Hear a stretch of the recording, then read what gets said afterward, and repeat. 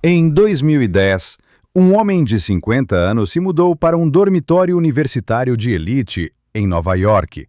O que começou como um pai ajudando sua filha se transformou em uma das mais perturbadoras histórias de manipulação psicológica e abuso já documentadas nos Estados Unidos. But next is going to be the head of your cock. Do you understand? Listen.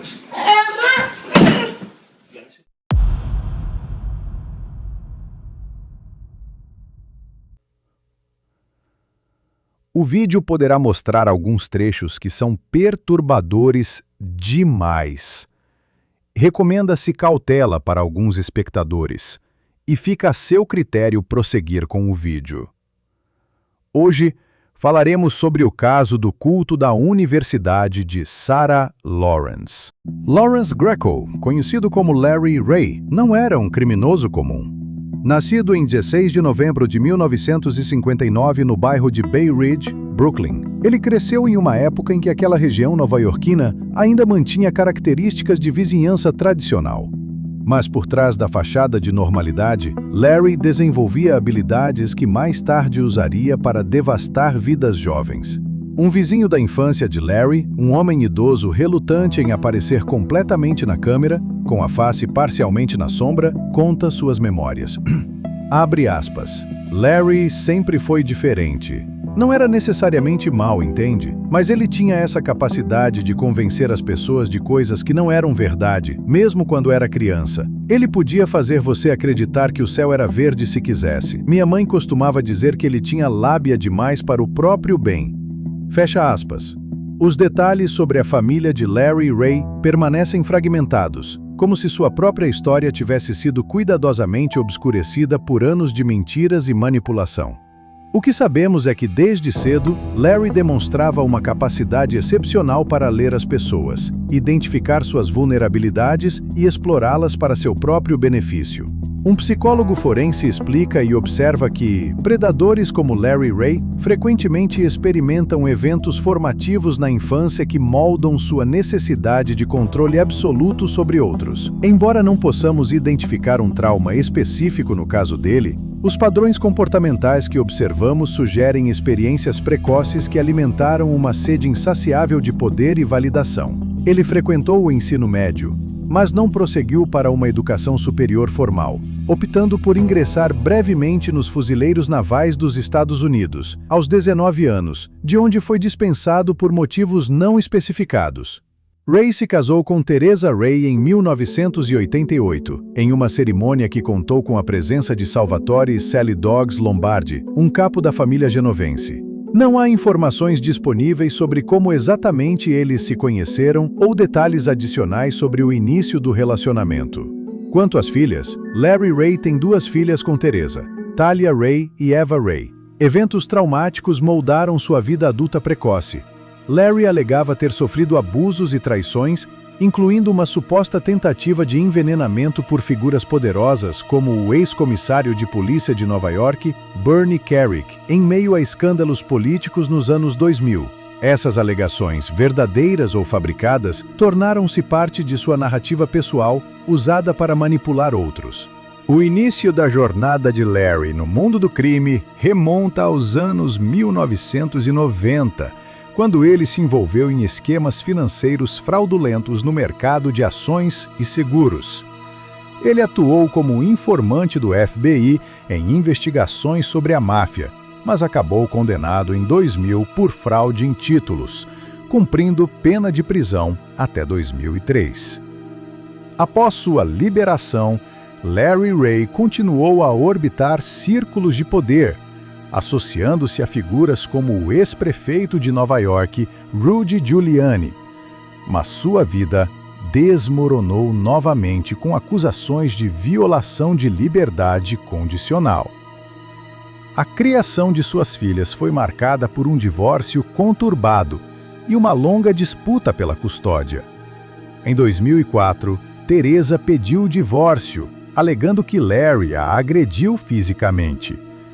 Durante o processo, Larry e Talia acusaram Teresa de abuso infantil, mas as alegações foram consideradas infundadas pelo Departamento de Bem-Estar Infantil de Nova Jersey. Uma avaliação psicológica descreveu Larry como manipulador e controlador, afirmando que ele treinou as filhas para fazer acusações falsas contra a mãe. Larry ganhou custódia temporária inicialmente, mas em 2005 foi acusado de interferência na custódia, fuga de fiança e desacato ao tribunal por se recusar a entregar as meninas para uma visita a parentes maternos. Ele cumpriu 6 meses de prisão após se declarar culpado em 2010. Em 2010, Larry Ray havia agora divorciado e alegava estar enfrentando dificuldades financeiras. Sua filha, Talia Ray, era estudante do 2º ano na Sarah Lawrence College, uma instituição conhecida por sua abordagem não convencional à educação superior e por atrair estudantes criativos e independentes.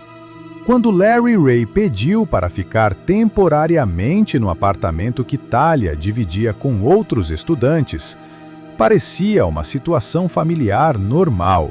Um pai atravessando uma fase difícil, recebendo ajuda da filha. O que começou como visitas paternais evoluiu para uma dinâmica perversa de controle. Larry Ray, com seu carisma manipulador e histórias de conspirações governamentais, atraiu um grupo de estudantes vulneráveis, muitos deles calouros, em busca de identidade e orientação. Ele se apresentou como uma figura paterna, cozinhando refeições, compartilhando histórias fabricadas sobre seu passado como ex-fuzileiro naval, agente da CIA e envolvimento em operações internacionais, e conduzindo sessões de terapia para ganhar confiança e aprender detalhes íntimos da vida e saúde mental dos alunos. O que deveria ter sido uma estadia de algumas semanas se estendeu por meses, depois, anos. Larry rapidamente se estabeleceu como uma figura paterna alternativa para o grupo de amigos de Talia, jovens inteligentes, muitos vindos de famílias disfuncionais ou que se sentiam incompreendidos pelos próprios pais. Uma terapeuta especializada em trauma de culto explica. Abre aspas. Larry Ray tinha um dom diabólico para identificar exatamente o que cada jovem precisava ouvir. Para Santos, ele era o pai compreensivo. Para Daniel, o mentor bem conectado. Para Cláudia, o adulto que a aceitava completamente. Ele se tornou a pessoa perfeita para cada um deles simultaneamente. Fecha aspas. As primeiras sessões pareciam conversas terapêuticas genuínas. Larry se apresentava como alguém que havia vivido muito, com experiências em diversas áreas, desde trabalho com agências governamentais até negócios internacionais. Ele ouvia os jovens falarem sobre suas inseguranças, seus medos, seus sonhos, e sempre tinha conselhos que pareciam profundos e úteis. Ele os convenceu de que eram parte de uma família alternativa, usando técnicas de lavagem cerebral para extrair confissões falsas de crimes imaginários, como envenenamento ou danos a propriedades. Essa manipulação escalou para físicos e financeiros. Larry Ray forçava os jovens a trabalharem sem remuneração. Extorquia dinheiro de suas famílias, acumulando milhões de dólares, e coagia mulheres a si, alegando que era uma forma de reparação. Ele extorquiu dinheiro, cerca de $1 milhão de 5 vítimas. Uma vítima foi obrigada a entregar mais de $2 milhões ganhos com forçada. Tell the world why you want to just feel sorry and sad for I yourself. don't want to. Go ahead. And how you just destroy things and damage everybody.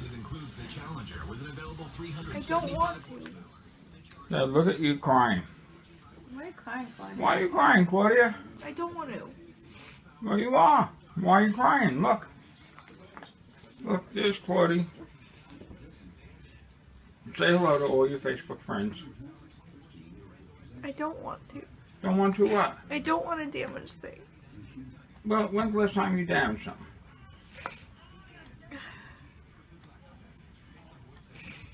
I don't like the day before yesterday. Well, today, because I didn't tell you about the sites the whole time. So why are you trying to ruin my website? I'm business? not trying to ruin your website business. Then what were you doing? I was damaging it by not telling you and doing what you asked me explicitly not to do. And so that's not ruining it? I was not trying to. But if you're trying to damage it and do, then aren't you doing that? Yes. So you're just a liar?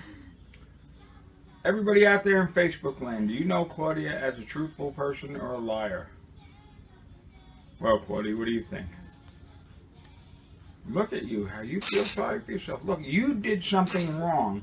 You know what's shocking, astounding, and disgusting? You do something wrong to someone else. You victimize somebody, and then you sit there and cry for I yourself. didn't want to. But do you realize what you're doing? She's not even hearing this. Do you believe this? No, Is? no, I don't believe that. Look at her hiding like a coward. I with her hand in didn't front of her want face. to. Then who did it? The ghost? I did it. So does that make sense? You did. I asked you explicitly not to do something. I emphasized it. I said it would be problematic. You went ahead and did it anyway. Is that correct? Sit down. I want to go to bed. Sit. I want to go to the bed. All right, please sit. Come on. Come on, come here. Come here. Listen. You gotta sit down on the floor. I don't want to bed. Alicia, lay down. Please don't leave me. Please don't leave me, Larry. Please, God. Larry, please don't leave me. Larry. Okay, but Larry. you Larry, please don't leave me. Larry, please don't leave me. As sessões terapêuticas se tornaram confissões forçadas que duravam horas, às vezes dias. Ray privava o grupo de sono, comida e contato com o mundo exterior até que eles admitissem crimes imaginários. Além de fazê-los forçarem trabalho manual não remunerado, controle e seus movimentos, dieta e sono. E envolveu alguns em atos sexuais gravados, ameaçando divulgar as gravações. Santos Rosário, o jovem interessado em psicologia, foi gradualmente convencido de que havia tentado envenenar Larry Ray. A situação se tornou ainda mais terrível. Santos Rosário. Larry Ray o convenceu de que a única forma de pagar pela tentativa de envenenamento seria através de trabalho sexual. Santos, um jovem heterossexual sem experiência anterior em prostituição, foi forçado a se prostituir com homens, gerando milhões de dólares ao longo de vários anos. O controle de Larry Ray se expandiu além dos limites do dormitório. Ele convenceu os jovens a transferir suas contas bancárias para ele, alegando que precisava proteger o dinheiro deles.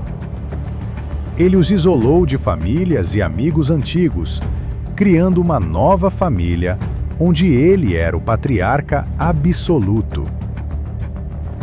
Documentos financeiros do processo judicial mostram transferências de dinheiro sempre na direção de contas controladas por Larry Ray ou seus associados. Isabella Pollock, inicialmente uma vítima como os outros, gradualmente se tornou uma cúmplice de Larry. Ela ajudava a recrutar novas vítimas, participava dos interrogatórios e até administrava aspectos dos negócios de Larry. Sua transformação ilustra como as fronteiras entre vítima e perpetrador podem se tornar perigosamente borradas em situações de controle extremo. Um especialista em comportamento de culto observa, abre aspas, uma das táticas mais insidiosas de Ray era transformar vítimas em perpetradores. Isso criava uma rede de culpa e dependência que tornava quase impossível para qualquer pessoa escapar. Se você está participando do abuso de outros, como pode se ver como vítima? Como pode pedir ajuda? Fecha aspas. Durante anos, as famílias das vítimas tentaram desesperadamente intervir. Eles contrataram investigadores particulares, procuraram autoridades locais, tentaram intervenções diretas. Mas Larry Ray havia preparado suas vítimas para essas tentativas de resgate. Qualquer pessoa de fora era vista como uma ameaça ao grupo, alguém que não entendia a verdade que Larry havia revelado. A mãe de uma vítima, uma mulher elegante, mas visivelmente envelhecida pelo estresse, comenta, abre aspas, eu perdi meu filho para Larry Ray anos antes de ele ser preso. Mesmo quando ele estava fisicamente presente, mentalmente, ele pertencia a Larry Ray. Foi como assistir alguém que você ama desaparecer lentamente e não haver nada que você pudesse fazer para impedir. Fecha aspas. Com o tempo, ele mudou o grupo para um apartamento em Nova York, onde os abusos se intensificaram, incluindo tráfico sexual e extorsão. A situação pode ter continuado indefinidamente se não fosse por uma jornalista investigativa determinada. Em 2019, Ezra Marcos, da New York Magazine, publicou uma reportagem devastadora que expôs o caso Larry Ray ao público americano pela primeira vez. A reportagem catalisou uma investigação federal. O FBI, que havia recebido denúncias esparsas ao longo dos anos sem dar seguimento adequado, finalmente mobilizou recursos significativos para investigar Larry Ray e suas atividades. Um agente FBI conta, abre aspas, quando começamos a investigar seriamente, a extensão do abuso e controle era além de qualquer coisa que havíamos visto antes. Era um caso que desafiava a compreensão. Como uma pessoa havia conseguido exercer controle tão completo sobre tantas vidas por tanto tempo? Fecha aspas. Em fevereiro de 2020, Larry Ray foi preso em seu apartamento em Piscataway, Nova Jersey.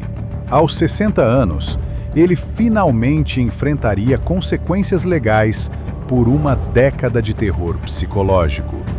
As acusações contra ele incluíam extorsão, tráfico sexual, trabalho forçado, evasão fiscal e lavagem de dinheiro. O julgamento de Larry Ray começou em 2022 e durou várias semanas. Pela primeira vez, suas vítimas tiveram a oportunidade de contar suas histórias em tribunal, sob juramento, protegidas pelo sistema legal americano. Santos Rosário testemunhou. Ele me fez acreditar que eu era uma pessoa terrível, que eu havia tentado matá-lo, que eu merecia sofrer. E por anos, eu acreditei. Eu realmente acreditei que merecia tudo o que ele fez comigo. O julgamento revelou detalhes ainda mais perturbadores sobre os métodos de Larry. Evidências mostraram que ele havia lucrado mais de $1 milhão através da exploração sexual de Santos Rosário. Documentos financeiros revelaram um sistema complexo de extorsão que atingia não apenas as vítimas diretas, mas suas famílias. O juiz federal, durante a sentença, declarou: Senhor Larry Ray, seus crimes representam alguns dos atos mais calculados e cruéis que já passaram por este tribunal. Você destruiu vidas jovens pelo seu próprio prazer e lucro.